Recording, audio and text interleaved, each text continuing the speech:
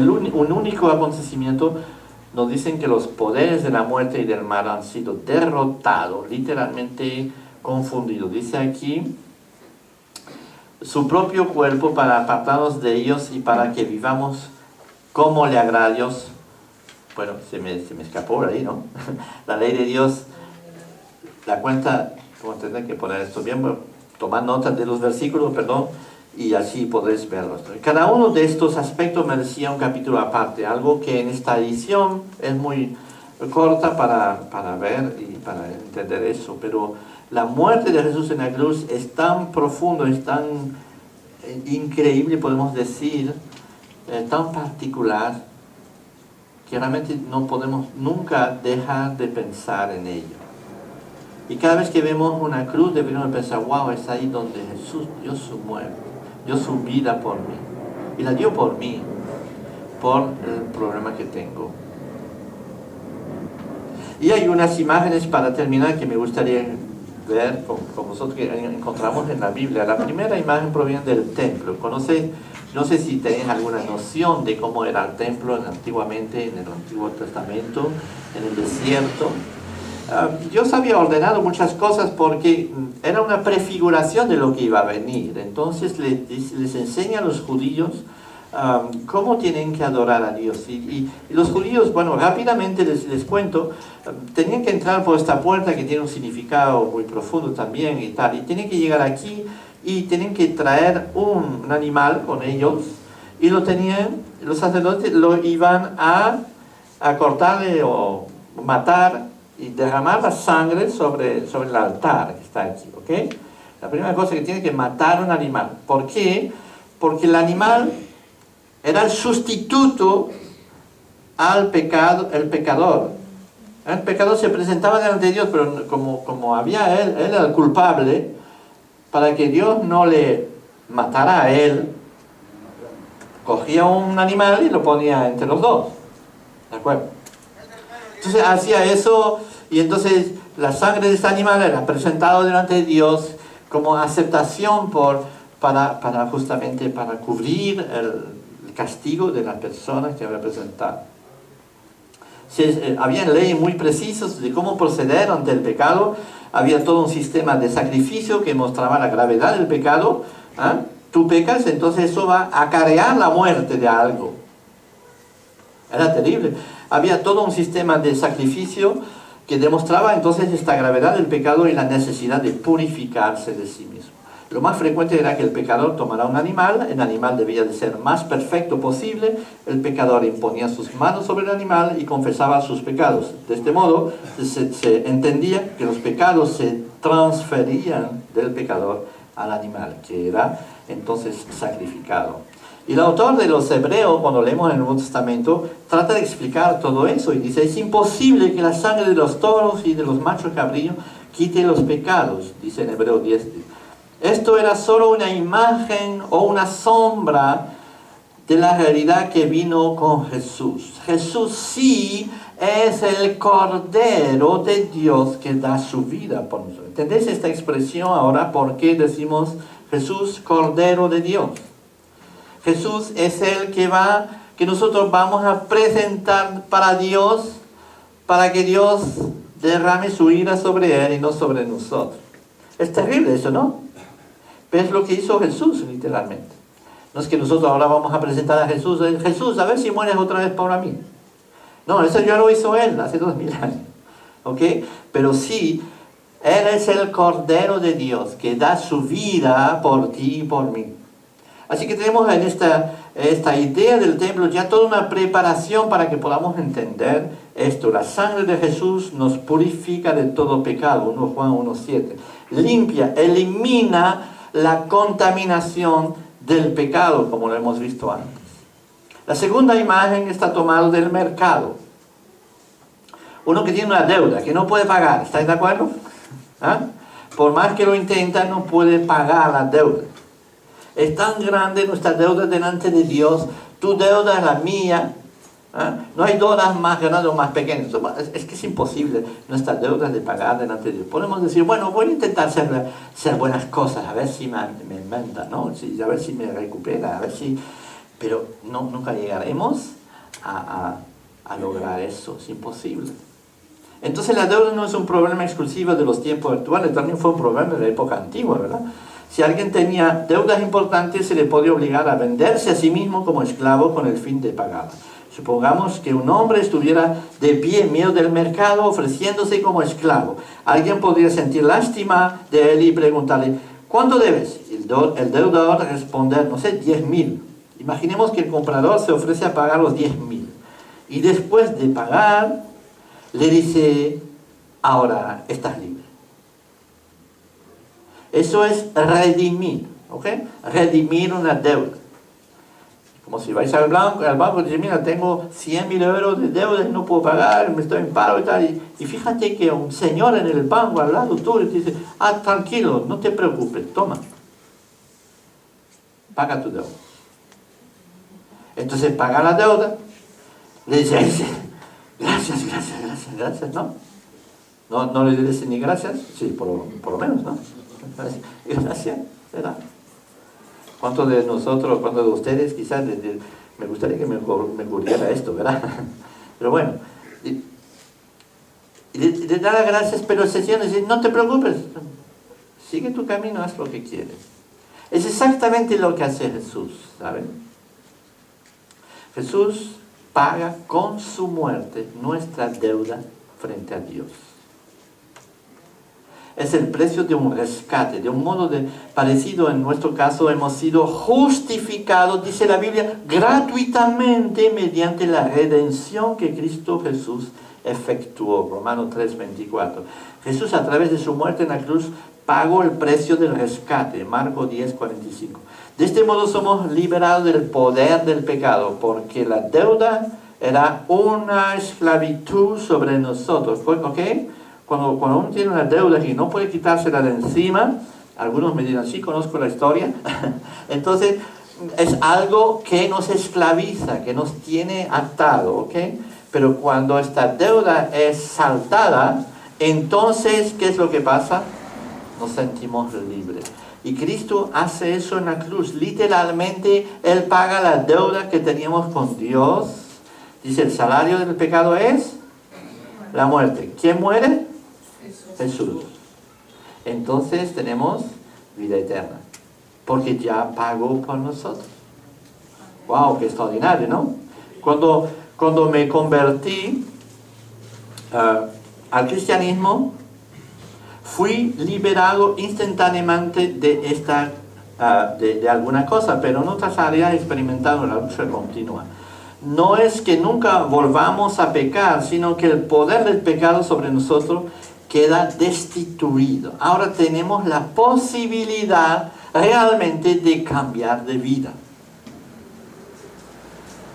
Un señor que se llama Bill Nolan huyó de la marina mercante y fue alcohólico durante los 38 años que siguieron a su huida. Pasó 20 años bebiendo y mendigando a la puerta de nuestra iglesia, dice el pastor de esta iglesia en Brompton Road. Dice, el 13 de mayo de 1990 se miró en el espejo y se dijo, tú no eres Bill Nolan, yo conocí, tú eres diferente.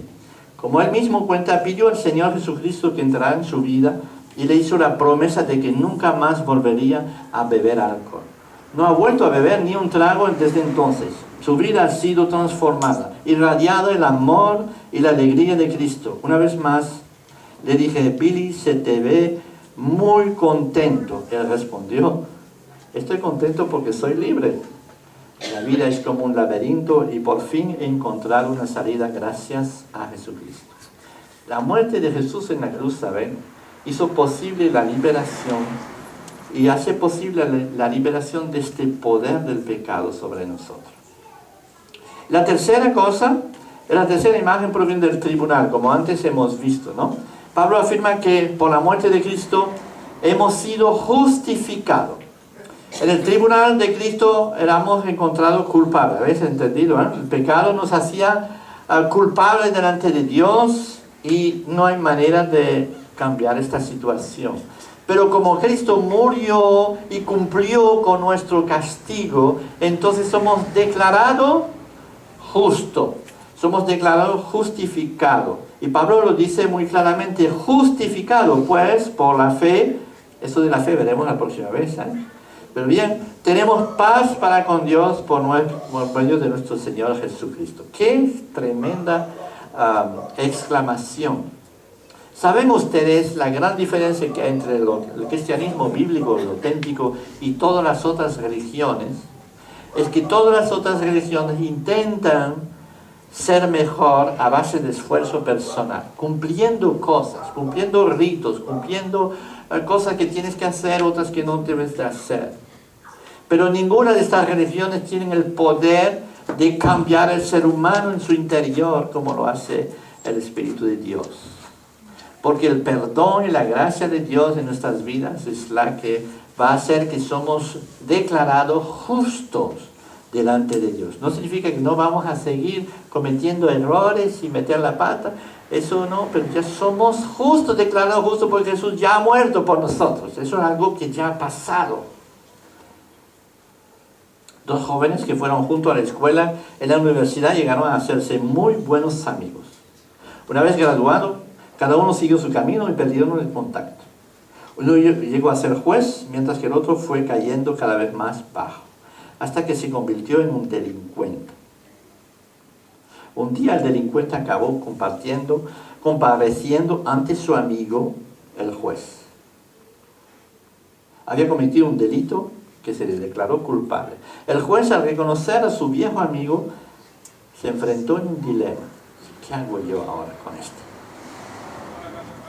Por otro lado, no quería castigar a este hombre, puesto que le quería.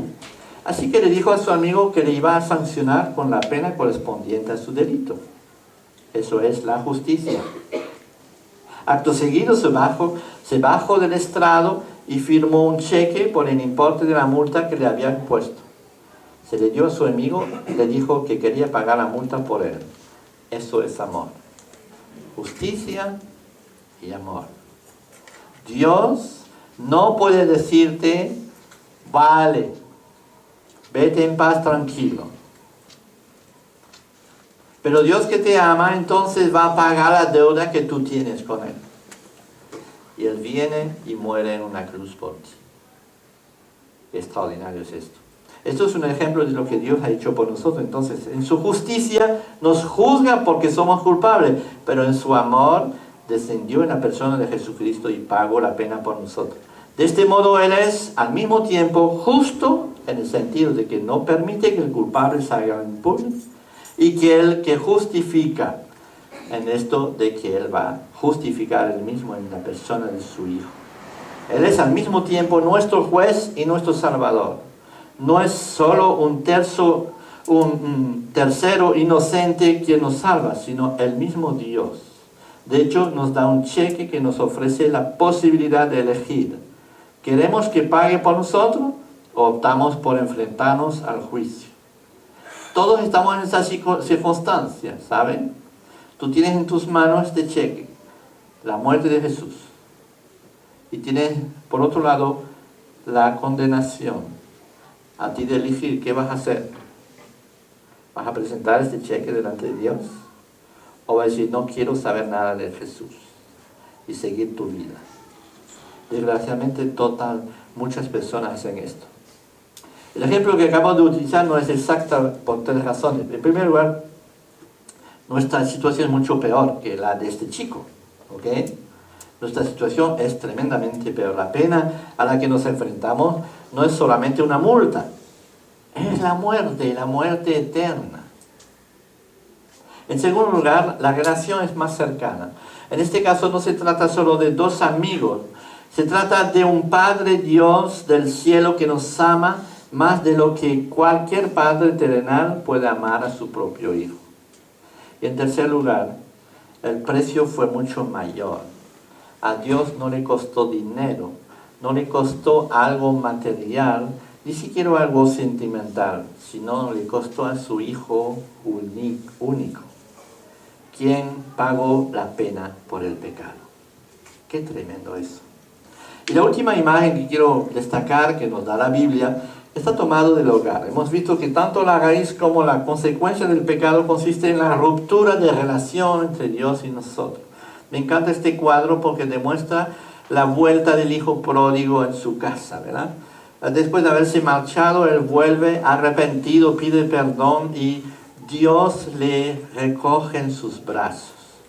Y el texto de 2 Corintios 5:19 dice, porque ciertamente Dios estaba en Cristo reconciliando el mundo, así, no imputándole sus pecados, y puso en nosotros la palabra de reconciliación.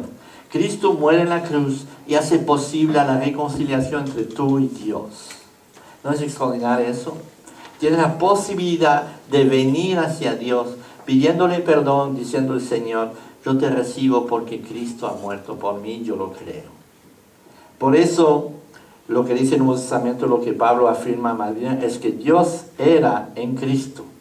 Él mismo era el sustituto en la persona de Jesús, su Hijo. Él hizo posible que nuestra relación con Él fuera restablecida. El pecado nos separó de Dios, pero la muerte de Cristo vuelve a reconciliarnos con Dios, si tú crees en ello. Para terminar, Dios nos ama muchísimo a cada uno de nosotros. Él desea entrar en relación contigo, con su amor. Eso lo ha hecho, es un hecho histórico. No podemos eludarlo, no podemos evitarlo. Jesús ha muerto y murió por ti. Es un hecho histórico, verídico, auténtico. Y lo que hizo Jesús lo hizo por ti en la cruz. Y por mí, naturalmente. Y Pablo va a escribir, dice, el Hijo de Dios, quien me amó y dio su vida por mí, en Gálatas 2:20. Y si tú hubieras sido la única persona sobre la faz de la tierra, Jesús habría muerto por ti, como afirma San Agustín, que dice así, murió por cada uno de nosotros, como si solo hubiera habido uno de nosotros. En el momento en que veamos la cruz, en estos términos personales, nuestra vida será transformada. Cuando entenderemos lo que significa la cruz, entonces nuestra vida será transformada. Me gustaría terminar simplemente enseñarle una imagen. Es un paisaje cualquiera, está en Suiza. Y yo lo encontré en Google y dije, mira, voy a ver dónde está esto. Y efectivamente no ha cambiado nada, sigue tan bonito. Justo después hay un puente, ¿veis? Al fondo hay un puente ahí que cruza al otro lado y el otro lado pues está mi casa y yo iba a trabajar en el CERN, que es un sitio de centro de investigación internacional bien conocido, ¿no? El CERN, ahí, estaba trabajando ahí a la edad de 22 años exactamente. Y cuando llegué a este momento exactamente aquí, tuve que aparcar mi coche, no podía ir más allá, me paré en seco ahí, y lloré amargamente. Dice, ¿por qué? Pues lloré amargamente porque yo había leído durante la tarde varias veces, estaba tan aburrido al trabajo que iba en los baños y leía el Evangelio de San Juan. Pero sabes, de un chico que había estado toda la vida en la iglesia y oyendo estas cosas, pero realmente me pasaban por encima, o sea, no tenía ningún efecto sobre mi propia vida, es decir, como muchos chicos, ¿verdad? Dice, bueno, habla de Jesús, habla de la religión, habla de muchas cosas, vive en medio de una familia cristiana y todas estas cosas, pero como que los jóvenes a veces se les pasa por encima y se les rabala, ¿no? Entonces, como tenía un montón de cosas, muchas tonterías, pero había un vacío tan grande en mi vida, entonces un día dije, voy a empezar a leer el Evangelio, a ver si es verdad eso y qué significa, ¿no? Y leyéndole ese Evangelio he descubierto este Jesús y llegó un momento donde Jesús es crucificado y eso me conmovió, empezó a tocar mi corazón y dije, wow. Y como que entendí el por qué no había muerto Jesús, de repente entendí el por qué. Y cuando estaba en mi coche, de repente, ¡paf!, se me vino una fuerza del espíritu y tuve que pararme ahí al lado de la carretera, no podía más. Y sentí, yo no sé si fue una visión así extraterrestre, no. Fue simplemente en mi mente seguramente, pero sentí y vi la cruz de Cristo, Jesús en la cruz, que me decía, dame tus pecados. Y yo, no, ¿qué va? ¿Hacerte sufrir más? Igual que dijo a Jesús a Pedro cuando le iba a lavar los pies, dice, si tú no me das tus pecados, no tendrás nada conmigo. Y entendí realmente lo que había hecho Jesús en este momento, ¿me entendéis? Y esta vez sí que no me dejó indiferente, ¿verdad? Porque realmente tocó más profundo mi vida. En este momento les aseguro que desde entonces, y por eso quería enseñar esta imagen que parece totalmente normal y no es nada especial, pero para mí tiene un significado muy grande, porque sé que aquí encontré de verdad a Jesús. Y encontré el significado de lo que significaba y el por qué Jesús había muerto. Entendí que Jesús había muerto por mí. Y esta vez, cogido mi vida y le he colgado ahí, le dije, Señor, cójala todo. Y desde entonces mi vida ha cogido un rumbo totalmente diferente de lo que estaba pensando. Por eso estoy aquí hoy. Por eso estoy pensando todavía. O sea que este aparente pequeño hecho, ¿verdad?, ha trastornado todos mis planes y toda mi vida. Y gracias a Él, gracias a Dios. Así que, ¿por qué Jesús tuvo que morir? Pues tuvo que morir por ti. Y eso lo hizo realmente pensando en cada uno de nosotros. Les dejo con este pensamiento. La próxima vez seguiremos un poco más sobre esta idea, pero me gustaría que ustedes en este momento puedan compartir un poco sobre lo que han oído hoy. Y si entendéis realmente lo que hizo Jesús. Eso es lo más importante, ¿sabes? Que podáis entender la grandeza de este gesto, como dio su vida en la cruz por nosotros, por cada uno de nosotros.